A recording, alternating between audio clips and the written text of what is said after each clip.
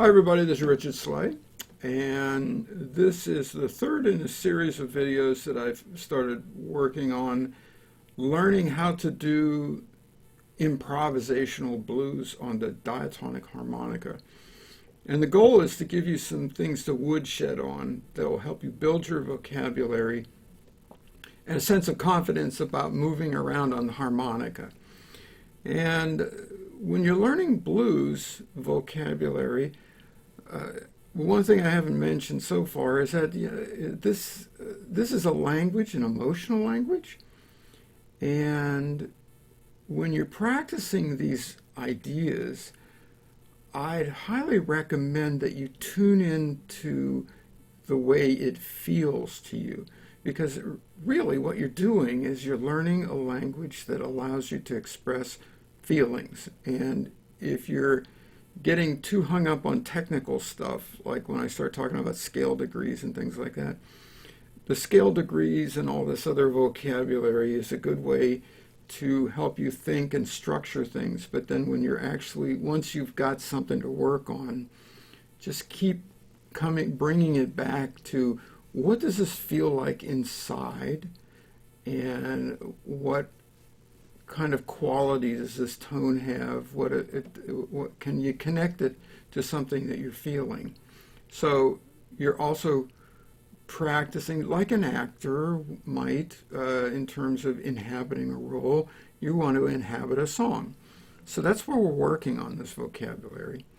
And this week, one of the questions I got that really got me to thinking was, okay, so we're learning this blues scale, we're learning a minor pentatonic scale. When you get to the middle octave, you have to use this overblow or an overblow and an overdraw to stay in that scale, to move from the second octave up to the top octave. And it's awkward. And some people are just saying, well, I can't do this. I don't like the way my overblows sound. I don't know how to get from that second octave to the top octave. How do you do that? So I want to work today on one technique that I think you'll find it's simple, it's useful, and it's based on a move that I do on the guitar, and I realized I was really doing the same thing on the harmonica, and I call it the rake. Okay, that's how I started this video, is a little bit of some. So what I'm doing is I'm just dragging my fingernail across all the strings. And the equivalent of that on the harmonica is to do a series of draw notes or a series of blow notes and just slide across the harmonica and get from one place to another. It's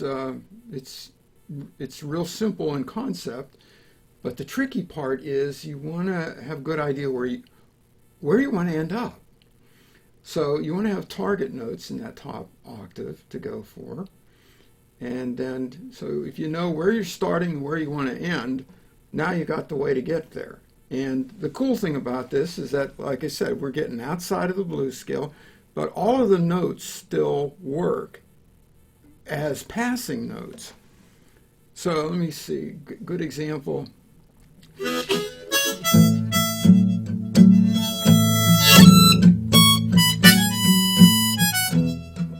So what did I just do? I was playing blow 6.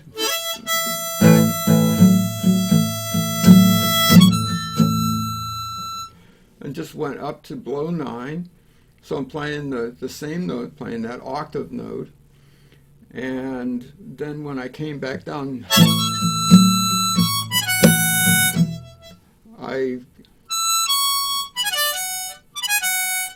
so those are a couple of little short rakes that got me from that top octave to the middle octave. Now an example of draw.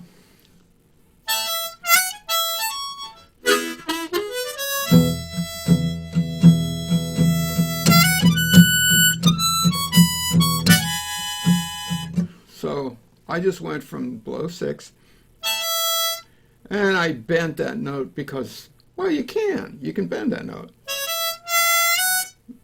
Paul Butterfield loved milking that note. And you can't overdo this, but it's a great way to start a draw note rake up to that top octave. So you can, I just went to the very top of the harp. You end up with the same note, which, by the way, is the note that defines a ninth chord, which is a very bluesy chord. And this, so it fits right in as an element of blues, and it gets you up there easy and sets you up to play other notes in the blues scale. Like if you play that 10 blow,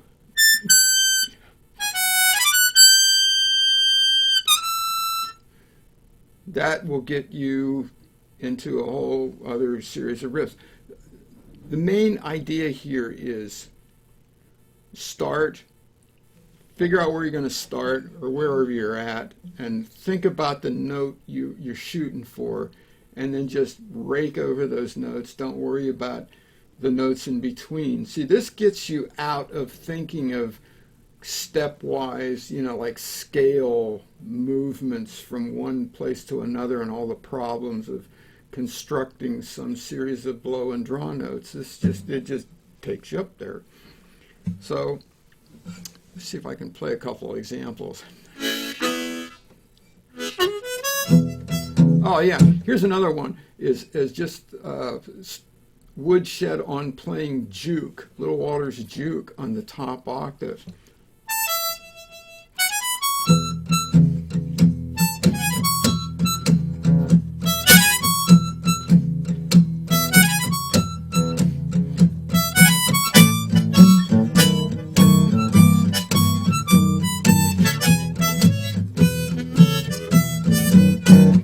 That will give you some vocabulary of moving around between those two octaves, because you're basically doing that rake as the move.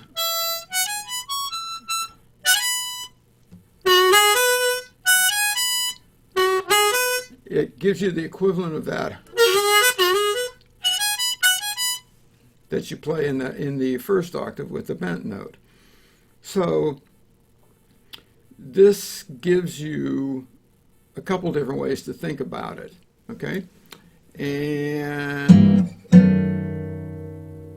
well, that's really the main idea here. Is just, instead of worrying about how you're going to go from the second octave to the top octave, just pick a note you want to shoot for and then just slide over the harp until you hit that other note, and don't worry about all the notes in between, because they're going to sound okay as long as you have the right attitude, when you do this. You don't want to do this timidly. You want to just slap your way through it. And, when you have a good attitude, I'll put it this way, if you have a good attitude, you can make a bad note sound good and a good note sound great. And if the bad note only lasts for, nanosecond, nobody cares.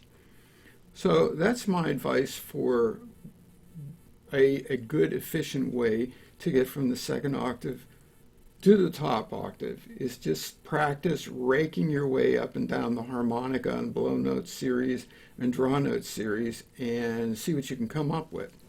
Okay, thanks a lot. Be back soon with another video. So enjoy the ride, and I'll see you soon.